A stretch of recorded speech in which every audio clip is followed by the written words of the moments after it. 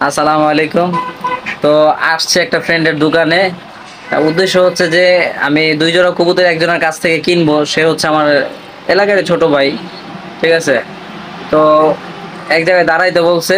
তো এখানে সাথে ফ্রেন্ডের দোকান আছে। তো ভাবলাম দোকানের ভিতরে বসি। তো বসার পরে ছোট ভাই আসছে, তখন ভিডিওটা অন করতে পারিনি। ও কবুতরগুলা দিয়ে চলে গেছে। তো চলুন আপনাদের কবুতরগুলা দেখাই। দেখেন কবুতরগুলা কেমন হইছে। এই যে দেখুন কবুতরগুলা ২ জোড়া এখানে। সবই জিরা গলা, আর এক জোড়া আছে সবুজ গলা।